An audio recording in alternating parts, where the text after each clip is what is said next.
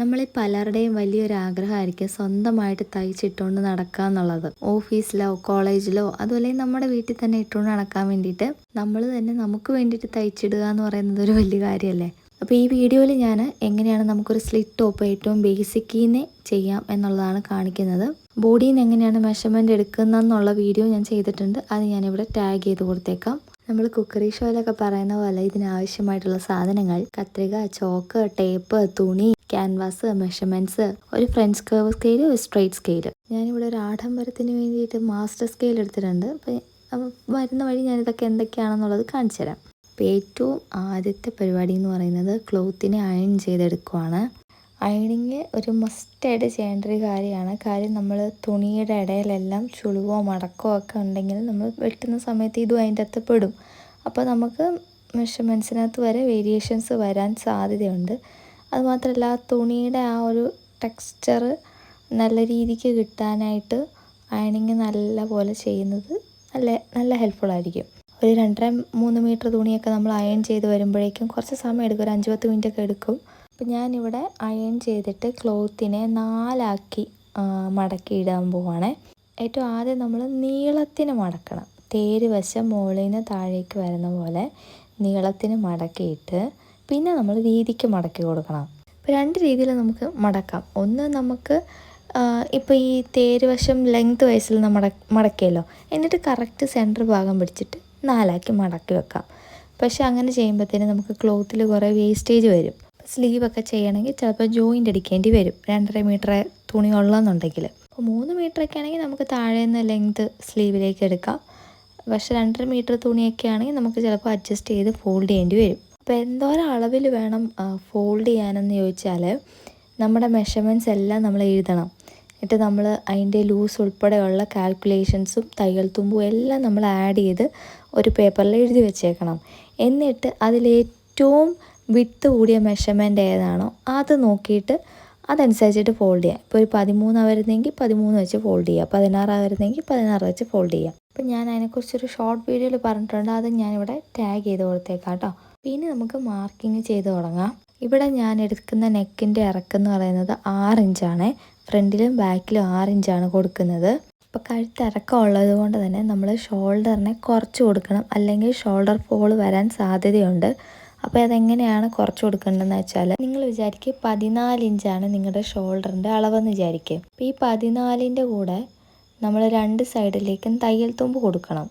അപ്പം ഒരു സൈഡിൽ 1/2 ഇഞ്ച്, ഇപ്പുറത്തെ സൈഡിൽ 1/2 ഇഞ്ച്, അങ്ങനെ 2 സൈഡിലേക്ക് 1 ഇഞ്ച് ആവുമല്ലോ. അപ്പോൾ 14ൻ്റെ കൂടെ 1 ഇഞ്ച് ആഡ് ചെയ്യുമ്പോഴത്തേനും 15 ഇഞ്ച്. ഇനി ഈ 15ൻ്റെ നേർപകുതി കണ്ടുപിടിക്കണം. 15ൻ്റെ നേർപകുതി എന്ന് പറയുമ്പോഴത്തേനും 7.5 വരുമല്ലോ.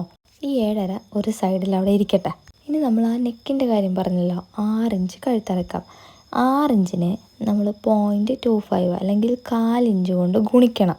അങ്ങനെ ഗുണിച്ച് കിട്ടുമ്പോഴത്തേനും നമുക്കിവിടെ കിട്ടിയിട്ടുള്ള ആൻസർ എന്ന് പറയുന്നത് 1.5 ഇഞ്ചാണ്.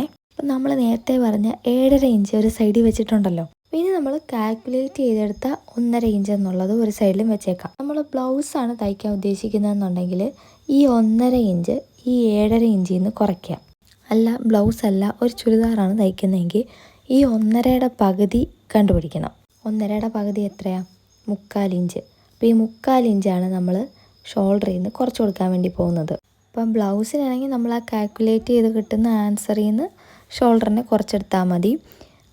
ചുരിദാറിനാണെങ്കിൽ ആ കാൽക്കുലേറ്റ് ചെയ്ത് കിട്ടിയ ആൻസറിനെ ഒന്നും കൂടെ പകുതിയാക്കുക. എന്തുകൊണ്ട് ഇങ്ങനെ ഒരു വ്യത്യാസം എന്ന് ചോദിച്ചാൽ, ബ്ലൗസിൻ്റെ ഫിറ്റിംഗ് എന്ന് പറഞ്ഞാൽ നമുക്കറിയാമല്ലോ, ബോഡി ഹഗ്ഗിങ് ആയിട്ടായിരിക്കും ഉണ്ടാവുക. അതേസമയത്ത് ചുരിദാർ അല്ലെങ്കിൽ കുർത്തി എന്നൊക്കെ പറഞ്ഞാൽ കുറച്ച് ലൂസ് ഫിറ്റ് ആയിരിക്കും. അപ്പോൾ ഇവിടെ എനിക്ക് 6.25 ഞാൻ കൊടുക്കുന്ന അളവെന്ന് പറയുന്നത് തയ്യൽ തുമ്പ് ഉൾപ്പെടെയാണ്. അതായത് ഈ കസ്റ്റമറിൻ്റെ ബോഡി മെഷർമെൻറ്റിനനുസരിച്ചിട്ടാണ് ഞാനിവിടെ മെഷർമെൻറ്റ് കാൽക്കുലേറ്റ് ചെയ്തെടുത്തിട്ടുള്ളത്. ഇപ്പോൾ ഷോൾഡറിൻ്റെ തയ്യൽ തുമ്പായിട്ടുള്ള 1/2 ഇഞ്ച് നമ്മൾ മാർജിൻ മുകളിൽ മാർക്ക് ചെയ്ത് കൊടുക്കാം.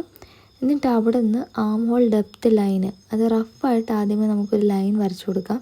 അപ്പോൾ ഞാനിവിടെ ഒരു 6 ഇഞ്ചാണ് വരയ്ക്കുന്നത്. അപ്പോൾ ഈ മെഷർമെൻറ്റില്ലേ, ആം ഹോൾ ഡെപ്ത്ത് ലൈൻ എന്നുള്ള മെഷർമെൻറ്റ്, ഇതിൽ ചെറിയ ചെറിയ വേരിയേഷൻസ് അങ്ങോട്ടോ ഇങ്ങോട്ടോ വരാം. നമ്മൾ ആം ഹോളും ചെസ്റ്റിൻ്റെയൊക്കെ മെഷർമെൻറ്റ് നോക്കിയിട്ടായിരിക്കും അത് വ്യത്യാസം വരുത്തുന്നത്. അത് മാർക്ക് ചെയ്ത് കഴിഞ്ഞാൽ താഴേക്ക് ഷേപ്പിൻ്റെ ലെങ്ത്, ഇവിടെ 14-14.5 ഷേപ്പിൻ്റെ ലെങ്ത് കൊടുക്കുന്നത്. പിന്നെ അടുത്ത താഴേക്ക് ഹിപ്പിൻ്റെ ലെങ്ത്, 21 ഇഞ്ചാണ് ഹിപ്പിൻ്റെ ലെങ്ത് ഇവിടെ മാർക്ക് ചെയ്യുന്നത്. അപ്പോൾ ഇതെല്ലാം നമ്മൾ മാർക്ക് ചെയ്ത് കൊടുക്കുക. ഇതെന്ന് പറഞ്ഞാൽ ഒരു അത്യാവശ്യം ഹൈറ്റുള്ളൊരു ബോഡിയാണ്. അപ്പോൾ ഇങ്ങനെ മാർക്ക് ചെയ്യുമ്പോഴത്തേനും രണ്ട് സൈഡിലും കൂടെ ഇങ്ങനെ മാർക്ക് ചെയ്ത് ലെവലാക്കി കൊടുക്കുകയാണെങ്കിൽ നമുക്ക് ലൈൻസ് കറക്റ്റ് വരുത്താൻ വേണ്ടി പറ്റും. അതല്ലെങ്കിൽ നിങ്ങളൊരു എൽ സ്കെയിൽ യൂസ് ചെയ്യാം. അപ്പോൾ നമ്മൾ ഈ മാർക്ക് ചെയ്തെടുത്തൂടെ എല്ലാം സ്ട്രെയിറ്റ് ലൈൻസ് വരച്ചെടുക്കുക. അതിനുശേഷം നമ്മൾ ഷോൾഡർ മാർക്ക് ചെയ്യുക. ഞാൻ നേരത്തെ പറഞ്ഞ പോലെ 6.75 ഞാനിവിടെ കൊടുക്കുന്ന ഷോൾഡർ എന്ന് പറഞ്ഞാൽ ഇതേ ഷോൾഡറിൻ്റെ മെഷർമെൻറ്റ് നമ്മൾ താഴെ ഇതൊരു ബോക്സ് പോലെ ആക്കി എടുക്കാൻ വേണ്ടിയിട്ട് താഴേക്കും വരച്ചു കൊടുക്കുക.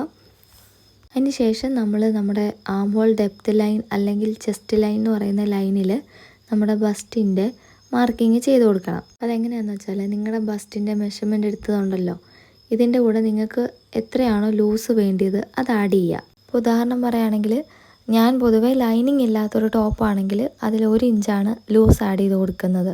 അപ്പോൾ 32 ബസ്റ്റിൽ നിന്ന് കിട്ടുന്ന മെഷർമെൻ്റ് എന്നുണ്ടെങ്കിൽ അതിൻ്റെ കൂടെ 1 ഇഞ്ച് ആഡ് ചെയ്യുമ്പോൾ 33 ഇഞ്ച്.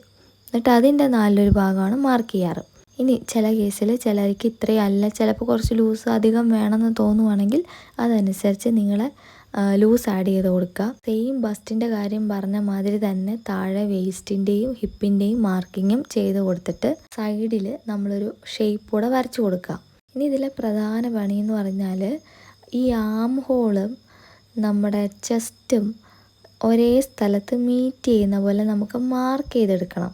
അതായത് ഇവിടുത്തെ ബസ്റ്റിൻ്റെ മെഷർമെൻ്റ് എന്ന് പറയുന്നത് ലൂസൊക്കെ ഉൾപ്പെടെയുള്ള മെഷർമെൻ്റ് എന്ന് പറയുന്നത് 11 ഇഞ്ച്. 11. അപ്പോൾ ആം ഹോളിൻ്റെ റൗണ്ട് മെഷർമെൻ്റ് എന്ന് പറയുന്നത് ബോഡിയിൽ നിന്നുള്ളത് 20 ഇഞ്ചും. അപ്പോൾ 20ൻ്റെ കൂടെ ഞാൻ 1 ഇഞ്ച് ലൂസ് ആഡ് ചെയ്ത് കൊടുത്തു. ആം ഹോളിന് വേണ്ടിയിട്ട് 1 ഇഞ്ച് ലൂസ് ആഡ് ചെയ്ത് കൊടുത്തു. അങ്ങനെ നോക്കുവാണെങ്കിൽ 21 ഇഞ്ച്. ആം ഹോൾ നമ്മൾ മെഷർ ചെയ്യുമ്പോൾ അതിന് നേരെ പകുതിയാണല്ലോ എടുക്കുന്നത്. അപ്പോൾ 10.5 കിട്ടണം നമുക്ക് ആം ഹോൾ റൗണ്ട് മെഷർമെൻറ്റ്. അപ്പോൾ നമുക്ക് 10.5യും 11 ഇത് രണ്ടും ഒരു സ്ഥലത്ത് വരുന്ന പോലെ ആ പോയിൻ്റ് കണ്ടുപിടിക്കണം. ഞാനിവിടെ ആദ്യം വരച്ചു കൊടുത്ത 6 ഇഞ്ചും 6.5 ഇഞ്ചും ഒന്നും കറക്റ്റായില്ല. അങ്ങനെ ഞാൻ അങ്ങോട്ടും ഇങ്ങോട്ടും ആ ലൈൻസ് മാറ്റി മാറ്റി വരച്ച് ആം ഹോളിൻ്റെ ഷേപ്പ് മാറ്റി മാറ്റി വരച്ച് അങ്ങനെയാണ് ഫൈനലി ഒരു സ്ഥലത്ത് കണ്ടുപിടിച്ചു. അപ്പോൾ ആം ഹോൾ മെഷർ ചെയ്ത് കൺഫേം ചെയ്തിട്ട് മാത്രമേ നമ്മൾ കട്ട് ചെയ്യാവുള്ളൂ. കട്ട് ചെയ്ത് പോയിട്ട് നമ്മൾ പറഞ്ഞിട്ട് കാര്യമില്ല. അപ്പോൾ കൃത്യം പോയിൻ്റ് കിട്ടിയതിന് ശേഷമാണ് ഞാൻ അവിടുത്തെ 1.5 ഇഞ്ച് തയ്യൽ തുമ്പ മാർക്ക് ചെയ്ത് കൊടുത്തത്. എന്നിട്ട് നമ്മൾ ചെസ്റ്റിൽ നിന്ന് അല്ലെങ്കിൽ ബസ്റ്റിൽ നിന്ന് ഷേപ്പിലേക്ക് നമ്മളൊരു ലൈൻ വരച്ച് കൊടുക്കുവാണ്. നിങ്ങൾക്ക് പൊതുവേ ചെസ്റ്റ് പതിഞ്ഞിരിക്കുന്നു എന്ന് പരാതിയുള്ളവർ സ്ട്രെയിറ്റ് ആയിട്ട് ലൈൻ വരയ്ക്കരുത്. ഇത് പക്ഷേ അങ്ങനത്തെ കുഴപ്പമുള്ള കസ്റ്റമറല്ല, അല്ലെങ്കിൽ ബോഡി ടൈപ്പ് അല്ല, ആൾക്ക് അത്ര വലിയ ബസ്റ്റ് സൈസ് ഒന്നുമില്ല. അപ്പോൾ നമുക്കത് പ്രശ്നമില്ല. അതേസമയത്ത് നിങ്ങൾക്ക് അല്പം സ്വല്പം ഷേപ്പുള്ള ഒരാളാണെന്നുണ്ടെങ്കിൽ നിങ്ങൾക്ക് സ്ട്രെയിറ്റ് ആയിട്ട് കൊടുത്തു കഴിഞ്ഞാൽ ചിലപ്പോൾ ടൈറ്റായി പോകും. അപ്പോൾ ഏകദേശം ഫ്ലാറ്റ് ആയിട്ടുള്ള ചെസ്റ്റുള്ള ഒരാൾക്ക് സ്ട്രെയിറ്റ് ആയിട്ട് നമുക്ക് മാർക്ക് ചെയ്യാം. ചെറിയൊരു ഷേപ്പുള്ള ഒരാൾക്ക് ചെറിയൊരു കർവ് കൊടുക്കാം. ഇനി നല്ല വ്യത്യാസമുള്ള ഒരാളാണെങ്കിൽ ഡാർട്ട് ഇട്ട് കൊടുക്കാം. ഡാർട്ട് എന്ന് പറയുന്നത് മറ്റേ ബ്ലൗസിനൊക്കെ നമ്മൾ കൊടുക്കാറില്ലേ, എന്താ പറയുക, ടക്ക് പോലത്തെ ഒരു സംഭവം അത്. പിന്നെ നമുക്ക് താഴെ വശത്ത് ചിലർ പറയാറുണ്ട് നടക്കുമ്പോഴത്തേനും ലെഗിൻസൊക്കെ ഇടുമ്പോഴത്തേനും തുട കാണാതിരിക്കാൻ വേണ്ടിയിട്ട് എന്താ പറയുക താഴെ വീതി കൂട്ടണം എന്നുണ്ടെങ്കിൽ നിങ്ങൾക്ക് ആ സ്ലിറ്റിൻ്റെ അവിടെ കൊടുക്കുന്ന മെഷർമെൻറ്റിനേക്കാളും 1-1.5 ഇഞ്ചോ എക്സ്ട്രാ താഴേക്ക് വീതി കൂട്ടി കൊടുക്കാം.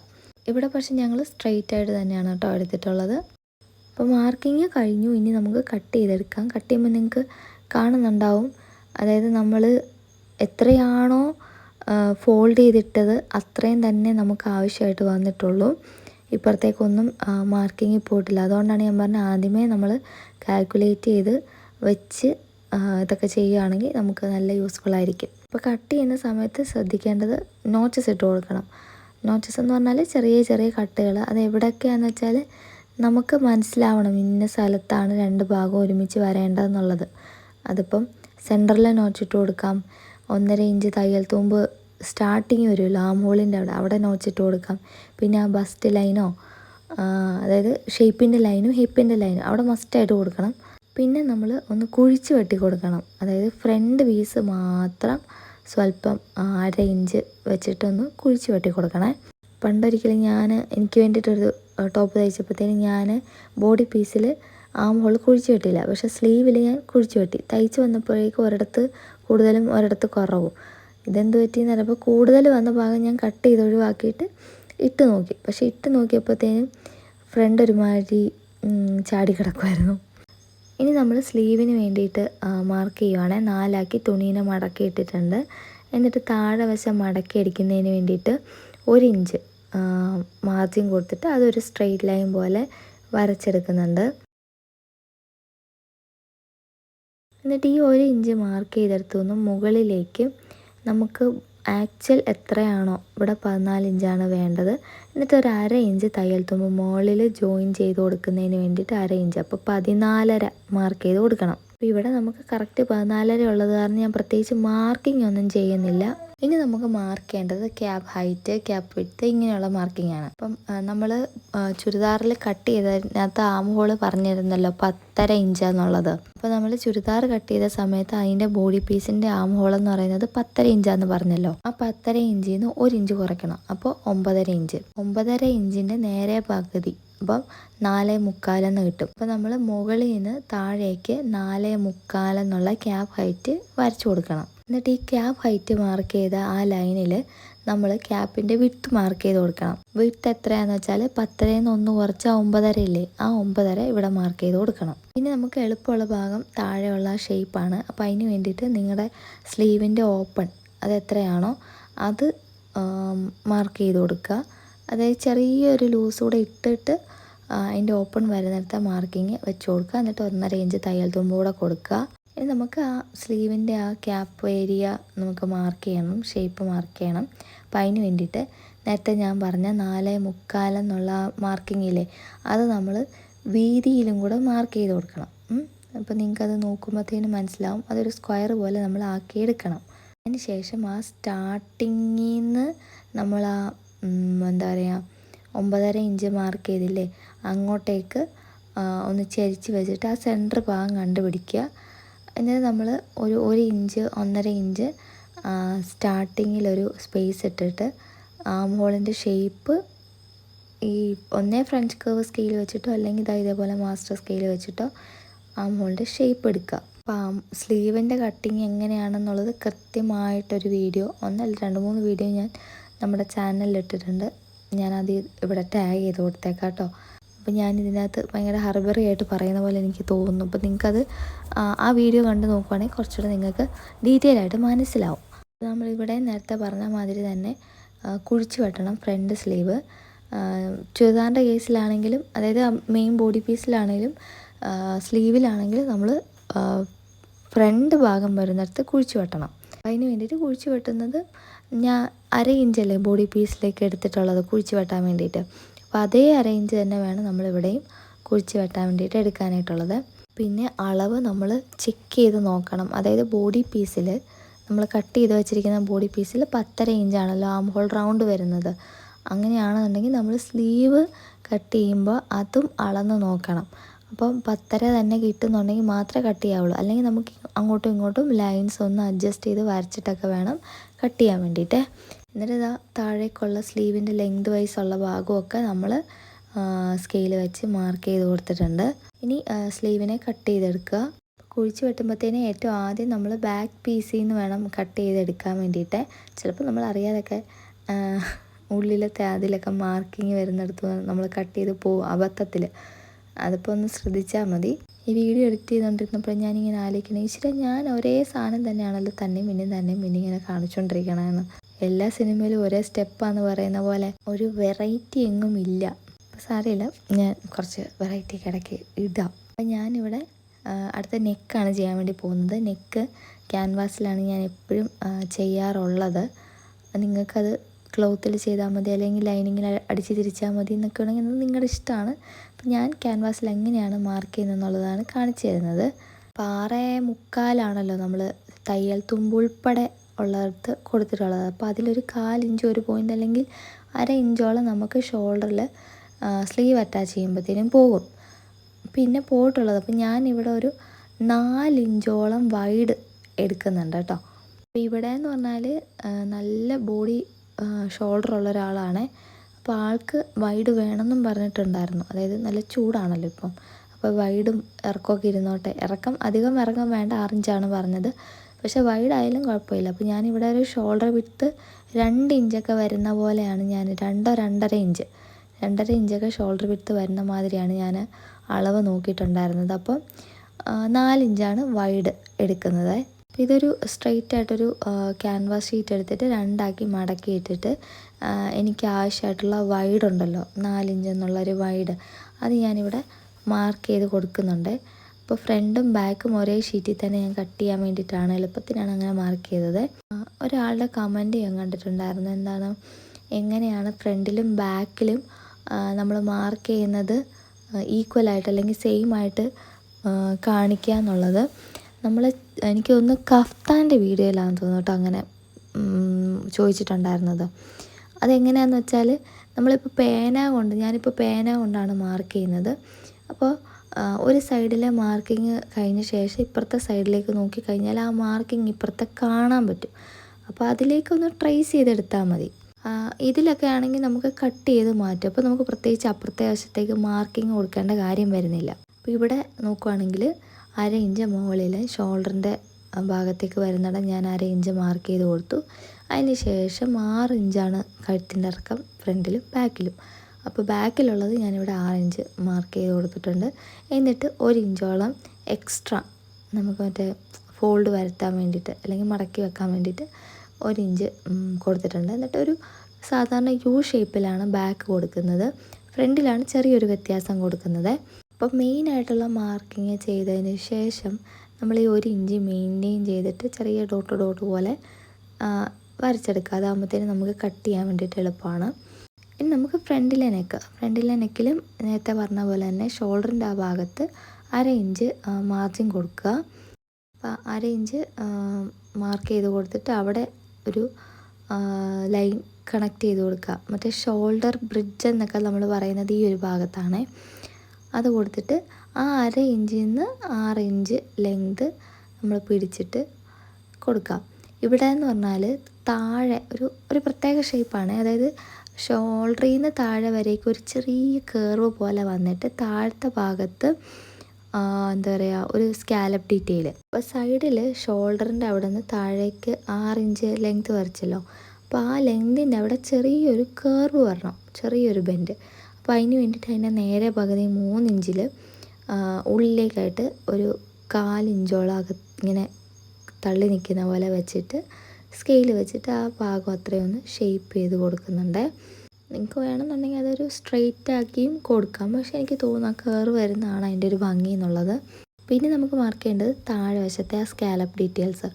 ശരിക്കും പറഞ്ഞാൽ നമുക്ക് സ്കെയിൽ മേടിക്കാൻ കിട്ടും. സ്കാലപ്പിൻ്റെ ഇത് വരയ്ക്കാൻ വേണ്ടിയിട്ടുള്ള സ്കെയിൽസ് നമുക്ക് മാർക്കറ്റിൽ അവൈലബിളാണ്. പല സൈസിലുള്ളത് കിട്ടും. അപ്പോൾ ഞാനിവിടെ റഫായിട്ട് കൈകൊണ്ട് തന്നെ വരച്ചെടുക്കുവാണ്. അതായത് ഒരു സ്കാലപ്പ് 1.5 ഇഞ്ച് വിട്ടിൽ വരുന്ന പോലെ മാർക്ക് ചെയ്യണം. 1.5 ഇഞ്ചിൻ്റെ നടുക്ക് 3/4 ഇഞ്ചിലൊരു സെൻറ്റർ പോയിൻ്റ് കൊടുത്തിട്ട് അവിടെ നിന്നൊരു 1/4 ഇഞ്ച് മുകളിലേക്കൊരു കർവിന് വേണ്ടിയിട്ടൊരു സ്പേസ് ഇട്ടിട്ട് തന്നെ കൈകൊണ്ട് ഷേപ്പാക്കി എടുക്കുവാണ് കേട്ടോ. എന്നിട്ട് നമ്മൾ എക്സ്ട്രാ 1 ഇഞ്ച് താഴേക്കും സൈഡിലേക്കുമായിട്ട് മാർജിൻ പോലെ കൊടുത്തിട്ട് പിന്നെന്താ ഇത് കട്ട് ചെയ്തെടുക്കുക എന്നുള്ളതേ ഉള്ളൂ. അപ്പോൾ സ്കാലപ്പ് കട്ട് ചെയ്യുന്ന സമയത്ത് നല്ലൊരു ഷാർപ്പ് കത്രിക ഉപയോഗിച്ച് കട്ട് ചെയ്യുക. എങ്കിൽ മാത്രമേ നമുക്ക് ആ പോയിൻറ്റ്സ് ഉണ്ടല്ലോ, ആ ചെന്ന് നിൽക്കുന്ന ആ പോയിൻറ്റ്സൊക്കെ നല്ല ഷാർപ്പായിട്ട് എടുക്കാൻ വേണ്ടി പറ്റുള്ളൂ. തയ്ക്കുമ്പോഴും അതെ, ഷാർപ്പാക്കണമെന്നുണ്ടെങ്കിൽ നമ്മൾ ചെറിയൊരു കാര്യം ശ്രദ്ധിക്കണം. അത് ഞാൻ ആ സ്റ്റിച്ച് ചെയ്യുന്ന സമയത്ത് പറയാം കേട്ടോ. ഇപ്പോൾ മുന്നേ ഞാൻ പറഞ്ഞ പോലെ ഷോൾഡർ ബ്രിഡ്ജില്ലേ, 1/2 ഇഞ്ച് നമ്മൾ മുകളിൽ മാർക്ക് ചെയ്തിരിക്കുന്നുണ്ടോ, അതും കട്ട് ചെയ്ത് കളയരുത്. അതാകുമ്പോഴത്തേന് നമുക്ക് കറക്റ്റ് ആ വിട്ടില്ലേ, ഷോൾഡർ വിട്ട്, അത് അങ്ങോട്ടും ഇങ്ങോട്ടും തെന്നി പോകാതെ കറക്റ്റായിട്ട് നമുക്ക് അയൺ ചെയ്യുമ്പോൾ ചെയ്യാൻ വേണ്ടി പറ്റും. അതിന് വേണ്ടിയിട്ടാണേ. എന്നിട്ട് നമ്മൾ ക്യാൻവാസ് നല്ല തുണിയിൽ ഒട്ടിച്ച് എടുത്തിട്ട് എക്സ്ട്രാ നിൽക്കുന്ന ഭാഗമൊക്കെ കട്ട് ചെയ്ത് മാറ്റാം കേട്ടോ. അപ്പോൾ ഇതിൽ നമ്മൾ കട്ടിങ് എല്ലാം കാണിച്ചിട്ടുണ്ട്. ഇനി നമുക്ക് സ്റ്റിച്ചിങ് പാർട്ട് അടുത്ത വീഡിയോയിൽ കാണാം. നിങ്ങൾക്ക് വീഡിയോ ഇഷ്ടപ്പെട്ടിട്ടുണ്ടെങ്കിൽ ഉറപ്പായിട്ടൊന്ന് ലൈക്ക് ചെയ്ത് സപ്പോർട്ട് ചെയ്യാം കേട്ടോ. അപ്പോൾ അടുത്ത ഇതിൻ്റെ സ്റ്റിച്ചിങ് വീഡിയോ ആയിട്ട് വേഗം ഞാൻ വരാം. അപ്പോൾ അതുവരേക്കും ടാറ്റാ.